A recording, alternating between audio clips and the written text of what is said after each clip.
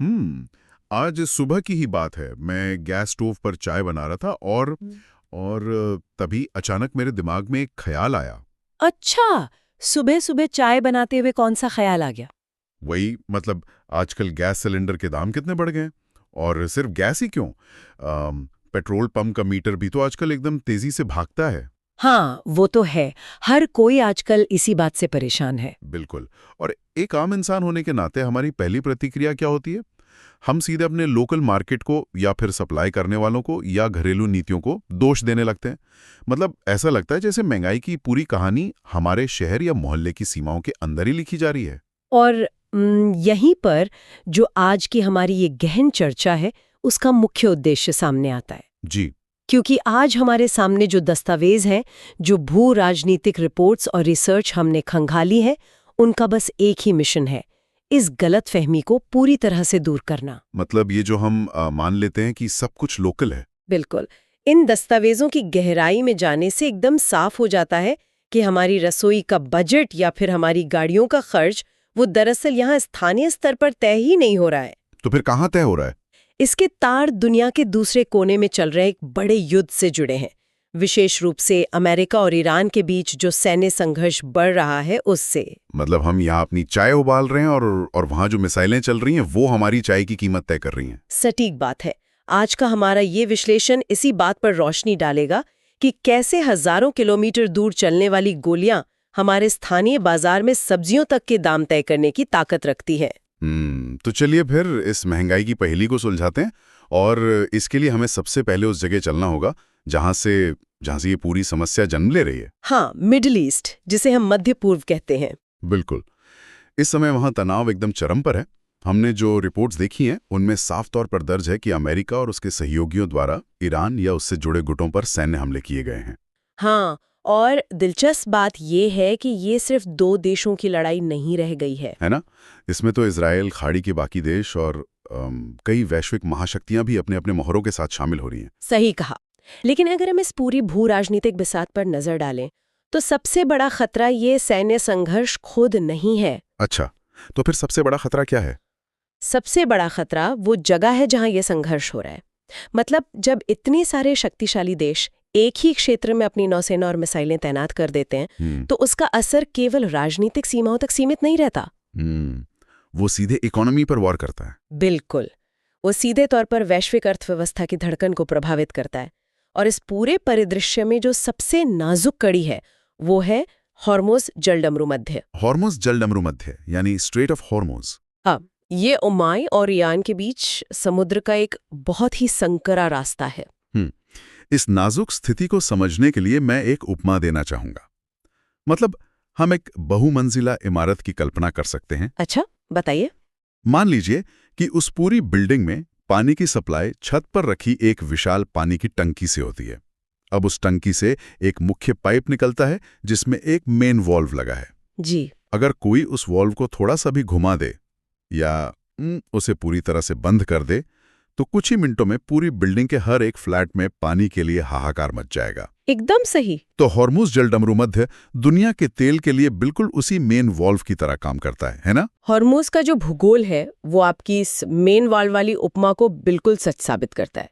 मतलब अगर हम आंकड़े देखें तो दुनिया का लगभग 20% कच्चा तेल इसी एक संकरे समुद्री रास्ते से होकर गुजरता है। 20%? मतलब दुनिया के हर 5 में से 1 बैरल तेल वहीं से आ रहा है। हाँ, और सबसे डरावनी बात यह है कि ये कोई असीमित खुला महासागर नहीं है, ये एक चोक पॉइंट है। चोक पॉइंट मतलब एक तरह से बॉटलनेक? बिल्कुल। अगर इसके सबसे संकरे हिस्से की बात करें तो जहां से बड़े तेल के जहाज गुजरते हैं वहां आने और जाने का रास्ता केवल 2-2 मील चौड़ा है। क्या सिर्फ 2 मील? इतने बड़े विशाल महासागर में केवल 2 मील का रास्ता? हाँ, यही तो इसकी सबसे बड़ी कमजोरी है।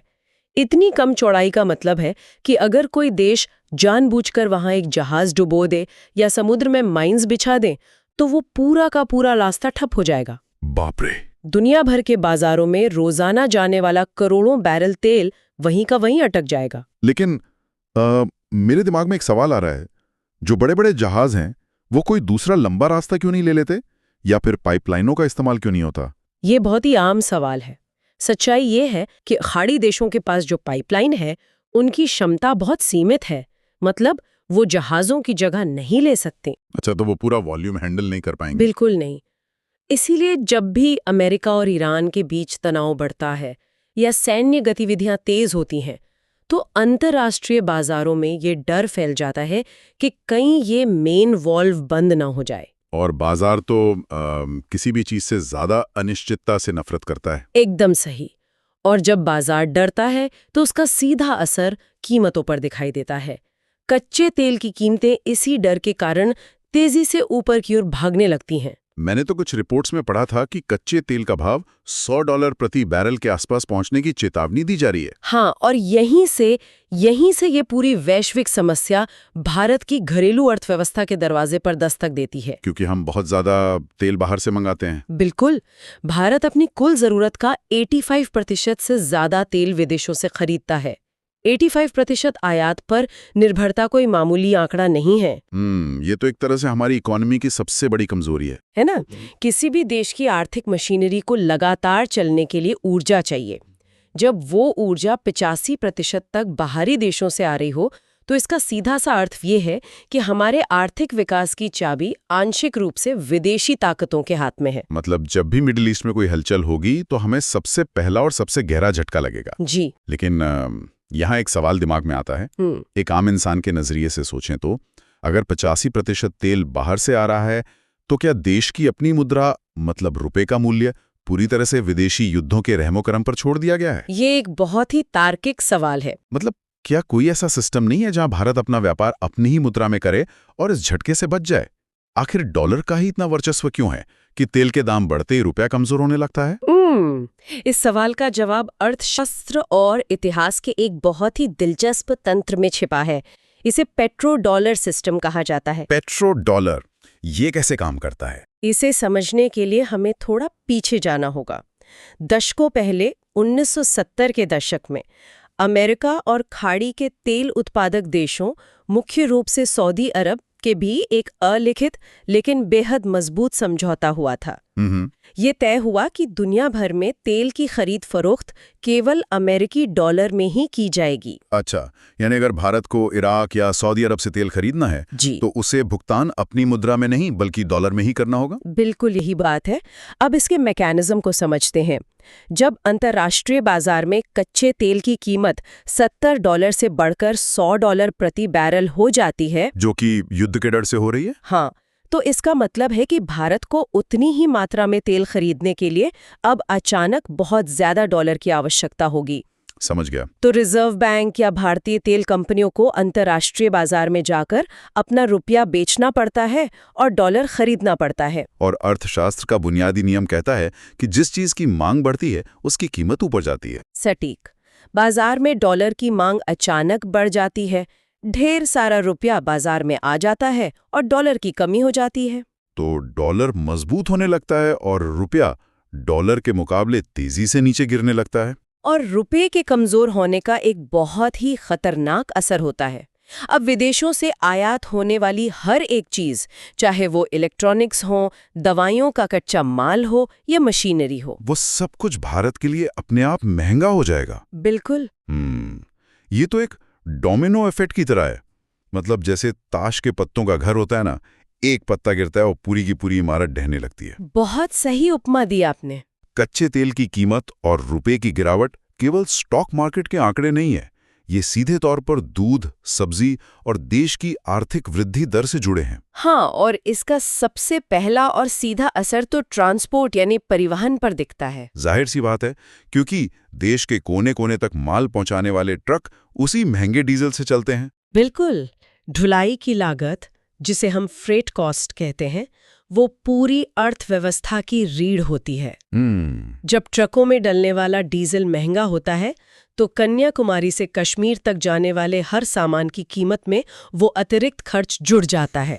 मतलब उस ट्रक में रखे हुए कपड़े हों, सीमेंट हो, दवाइयाँ हों या खाने पीने का सामान, सब कुछ बाजार तक पहुंचते पहुंचते महंगा हो जाता है। और सिर्फ ट्रांसपोर्ट ही नहीं, एलपीजी गैस सिलेंडरों के मामले में भी ये दुविधा साफ नजर आती है। हाँ, रिपोर्ट्स भी ये बताती हैं कि जब अंतर्राष्ट्रीय बाजार में गैस महंगी होती है तो सरकार के सामने दो ही रास्ते बचते हैं। कौन से दो रास्ते? या तो सरकार अपनी जेब से ज्यादा सब्सिडी दे, जिससे सरकारी खजाने पर भारी दबाव पड़ता है और विकास कार्यों के लिए पैसा कम हो जाता है। जी, जिसे फिस्कल डेफिसिट बढ़ना कहते हैं। बिल्कुल। या फिर दूसरा रास्ता ये है कि ये बढ़ा हुआ बिल सीधा आम जनता के कंधों पर डाल दिया जाए, जो कि अक्सर होता है। हाँ, लेकिन इन सब के बीच जो बात सबसे ज्यादा चौंकाने वाली है वो ये है कि कच्चे तेल का सीधा संबंध हमारे खाने पीने की चीजों से भी है। वो कैसे? इसे एक छिपे हुए इंग्रेडिएंट के रूप में देखा जा सकता है। छिपा हुआ इंग्रेडिएंट? ये बहुत ही दिलचस्प विचार है। इसे और गहराई से कैसे समझा जा सकता है? चलिए, डाइनिंग टेबल पर रखे एक ग्लास दूध का ही उदाहरण लेते हैं। ठीक है। उस सफेद दूध में कहीं भी आपको कच्चा तेल या पेट्रोल नजर नहीं आएगा। बिल्कुल नहीं। लेकिन उस दूध की पूरी उत्पादन यात्रा को उल्टा करके, यानी रिवर्स इंजीनियर करके देखें, उस दूध का उत्पादन करने वाले किसान ने गाय के चारे के लिए जो खेत जोता था, उसका ट्रैक्टर उसी महंगे डीजल से चला था। अरे हाँ। फिर खेत में जो यूरिया या फर्टिलाइजर डाला गया, उसे बनाने में सीधे तौर पर पेट्रोलियम उत्पादों का इस्तेमाल होता है, पेट्रोकेमिकल्स और नेचुरल गैस। ये बात तो लोग अक्सर भूल ही जाते हैं, है ना? और बात यहीं खत्म नहीं होती। उस दूध को जिस प्लास्टिक की थैली में पैक किया गया, वो प्लास्टिक भी कच्चे तेल का ही बाय प्रोडक्ट है। बिल्कुल। और अंत में उस पैकिंग प्लांट से शहर की दुकान तक दूध पहुंचाने वाला ट्रक फिर से उसी डीजल का मोहताज है। तो कहने का मतलब है कि भले ही कोई इंसान सीधे तेल ना पीता हो, लेकिन हर निवाले और हर घूंट में तेल की कीमत एक छिपे हुए इंग्रेडिएंट की तरह शामिल है। कमाल का विश्लेषण है ये। इस पूरी सप्लाई चेन का जो मॉडल अभी सामने आया है, वो ये साबित करता है कि महंगाई केवल कुछ रुपयों का बढ़ना नहीं है, जी, बल्कि ये पूरी व्यवस्था पर पड़ने वाला एक चौतरफा दबाव है। जब किसान की लागत बढ़ती है, ट्रांसपोर्ट महंगा होता है और पैकेजिंग का खर्च बढ़ता है, तो बाजार में हर चीज के दाम आसमान छूने लगते हैं। जिसे अर्थशास्त्र में इन्फ्लेशन कहते हैं। हाँ, मुद्रास्फीति का दुष्चक्र। और इसका सबसे भयानक रूप तब सामने आता है जब ये देश के कुल आर्थिक विकास यानी जीडीपी को धीमा करने लगता है। अच्छा, जीडीपी पर भी इसका सीधा असर पड़ता है? बहुत बड़ा असर। हमारी रिसर्च और आर्थिक रिपोर्टों के आंकड़े स्पष्ट चेतावनी देते हैं कि अगर अंतर्राष्ट्रीय बाजार में कच्चे तेल की कीमत में केवल 10% की भी वृद्धि होती है, तो भारत की जीडीपी ग्रोथ में 0.2 से 0.25% तक की गिरावट आ सकती है। 0.25%? पहली नजर में तो ये बहुत छोटा, लगभग नगण्य सा आंकड़ा लग सकता है। लगता है ना? लेकिन जब बात भारत जैसी कई ट्रिलियन डॉलर की विशाल अर्थव्यवस्था की हो रही हो, तो इस छोटे से दशमलव का मतलब है हजारों करोड़ रुपए का नुकसान। बाप रे। और ये समझना बहुत जरूरी है कि ये नुकसान जमीन पर कैसा दिखता है, मतलब आम आदमी की जिंदगी में। हाँ, जब जीडीपी गिरती है तो इसका मतलब है कि कंपनियां अपने उत्पादन में कटौती कर रही हैं। जब कंपनियों का मुनाफा कम होता है तो वो नई भर्तियां यानी हायरिंग रोक देती हैं, तो रोजगार के नए अवसर पैदा होना बंद हो जाते हैं। बिल्कुल। लोगों की आय नहीं बढ़ती, लेकिन महंगाई के कारण उनका खर्च बढ़ जाता है। तो लोग कपड़े, फोन या गाड़ियां खरीदना कम कर देते हैं। सटीक। इस तरह एक विदेश में चल रहा युद्ध भारत के किसी छोटे शहर में बैठे युवा की नौकरी की संभावनाओं को खत्म कर देता है। ये विकास की गाड़ी पर लगने वाला एक बेहद मजबूत ब्रेक है। ये पूरी तस्वीर ही डराने वाली है। मतलब एक मिसाइल वहां गिरती है और यहाँ किसी की नौकरी चली जाती है। हाँ, यही ग्लोबल इकोनॉमी की सच्चाई है। लेकिन अगर जोखिम की बात करें तो इन दस्तावेजों में एक और आंकड़ा है जो खतरे की घंटी को और जोर से बजाता है। आप उस 60% वाले आंकड़े की बात कर रहे हैं? हाँ, भारत अपना 85% तेल आयात करता है, ये बात तो साफ है।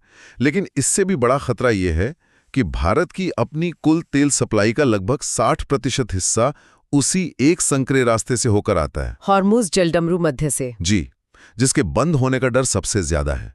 मतलब देश की ऊर्जा का आधे से ज्यादा हिस्सा एक ऐसे चोक पॉइंट से गुजरता है जिसके दोनों तरफ मिसाइलें तैनात हैं। ये बहुत ही चिंताजनक स्थिति है। तो सवाल ये है कि अगर वो रास्ता सच में किसी सैन्य कार्रवाई के चलते कुछ हफ्तों या महीनों के लिए ब्लॉक हो जाए तो क्या होगा? क्या हमारे पास कोई प्लान बी मौजूद है? देखिए, किसी भी संप्रभु राष्ट्र को ऐसे वर्स्ट केस सिनारियो के लिए तैयारी करनी ही पड़ती है। तो क्या बचाव के कुछ कदम उठाए गए हैं? हाँ बिल्कुल।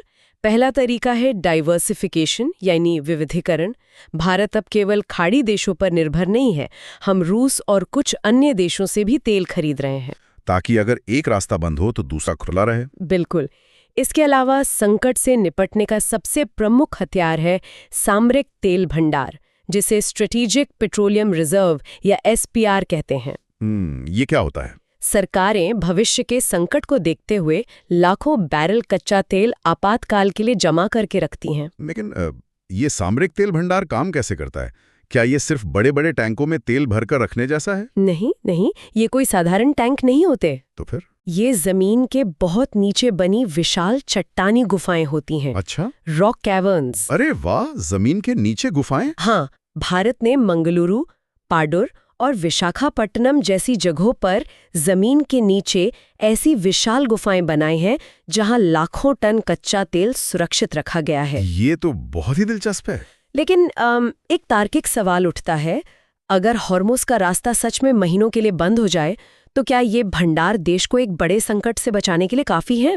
यहाँ हमें एक कड़वी सच्चाई का सामना करना होगा। ये सामरिक भंडार कोई स्थायी समाधान नहीं है। अच्छा? हाँ, ये केवल एक अल्पकालिक उपाय है, एक शॉर्ट टर्म बफर। अगर इन रिजल्ट्स की कुल क्षमता को देखा जाए तो ये देश की जरूरत को कुछ हफ्तों तक ही पूरा कर सकते हैं। सिर्फ कुछ हफ्तों तक? जी। इनका मुख्य उद्देश्य यह होता है कि अगर अचानक कोई युद्ध छिड़ जाए या सप्लाई रुक जाए तो देश की मशीनरी तुरंत ठप ना हो जाए। ओह, मतलब ये वो समय होता है जब कूटनीतिक स्तर पर बातचीत करके रास्ते को दोबारा खुलवाने का प्रयास किया जा सके। बिल्कुल सही। तो इसका मतलब ये हुआ कि ये सामरिक भंडार किसी गहरी चोट पर लगाए गए एक बैंडेड की तरह है। हाँ, ये बहुत अच्छी तुलना है। ये कुछ समय के लिए खून बहना तो रोक सकता है, लेकिन अगर चोट बहुत गहरी हो, जैसे कि हॉर्मुज़ का रास्ता महीनों तक बंद रहे, तो ये बैंडेड काम नहीं आएगा। एकदम सही। और जहां तक भविष्य के समाधानों की बात है तो नई ऊर्जा जैसे सोलर पैनल और इलेक्ट्रिक वाहनों पर बहुत जोर दिया जा रहा है। हाँ, आजकल तो हर जगह EV की ही बात होती है। लेकिन इन तकनीकों को पूरे देश में मुख्य धारा में आने और जीवाश्म ईंधन को पूरी तरह से विस्थापित करने में अभी कई दशक लगेंगे। रातों रात तो ये होने वाला नहीं है। बिल्कुल नहीं। और यही इस पूरी चर्चा का सबसे गंभीर निष्कर्ष है। बैंडेड से कैंसर का इलाज नहीं किया जा सकता। सही बात है। जब तक कोई देश ऊर्जा के लिए आयात पर निर्भर है,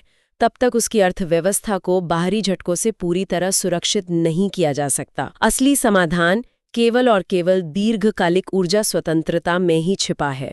मतलब जब तक हम खुद की ऊर्जा नहीं बनाते। हाँ, जब तक यातायात पूरी तरह से बिजली या ग्रीन हाइड्रोजन पर शिफ्ट नहीं हो जाता और जब तक उद्योग सौर या पवन ऊर्जा से संचालित नहीं होते, तब तक एक प्रकार की आर्थिक भेद्यता या वल्नरेबिलिटी बनी ही रहेगी। तो आज के इन दस्तावेजों के विश्लेषण ने सच में कई भ्रम तोड़े हैं। मुझे भी यही लगता है। मतलब हमने शुरुआत एक बहुत ही रोजमर्रा की समस्या से की थी, लगातार महंगे होते गैस सिलेंडर और पेट्रोल के दाम। जी। लेकिन जैसे जैसे हमने परतें उतारी, ये साफ हो गया कि भूगोल, कूटनीति और अर्थव्यवस्था एक दूसरे में इस कदर उलझे हुए हैं कि उन्हें अलग करके देखा ही नहीं जा सकता। बिल्कुल। मध्य पूर्व के एक संकरे समुद्री रास्ते में उठी कूटनीतिक लहर हमारे स्थानीय बाजारों तक पहुंचते पहुंचते महंगाई की एक बड़ी सुनामी का रूप ले लेती है। एकदम सही कहा आपने। तो अगली बार जब भी कोई पेट्रोल पंप का मीटर तेजी से भागता हुआ देखे तो उसे ये याद आना चाहिए कि इस मीटर की स्पीड को नियंत्रित करने वाला स्विच शायद भारत में नहीं है। हाँ, वो दुनिया के किसी और ही कोने में